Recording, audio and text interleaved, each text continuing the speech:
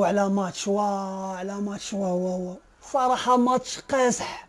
ماتش كان صعيب بزاف، ما كان سهل. اول حاجه مبروك الفوز والتاهل نتاع المنتخب المغربي. الصراحه الدراري ما قصروش، حطوا اللي عليهم وكثر كاع.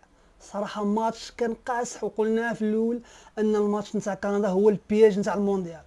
صراحه فاش كتلعب مع واحد الفرقه اللي ديجا فافوري عليك كتكون انت قاري لها وموجد لها بزاف، ولكن فاش كتلعب مع واحد الفرقه اللي انت فافوري عليها دونك كتكون هي قاريه اللعب نتاعك ودارسك مزيان. وهذا الشيء اللي شفنا اليوم، ان المنتخب الكندي دخل بواحد الروح قتاليه وبواحد الضغط وبواحد البريسيون اللي صراحه المنتخب المغربي ما بصعوبه خرج منه.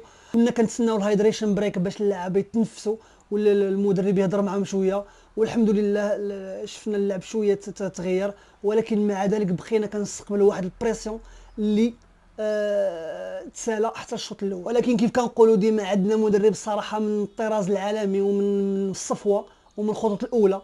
صراحه مدرب ما شاء الله قلب الماتش وعرف يعالج المشاكل اللي عانى منها من الشوط الاول. صراحه كنرفعوا القبعه على السي محمد وهبي ولا الدراري اللي واخا عاناو في ديك البريسيون تاع البريمير ميطون، ولكن صراحه ما قصروش، تقاتلوا. ان شاء الله مازال غنديروا فيديو نهضروا على الجانب الفني والجانب التقني نتاع الماتش.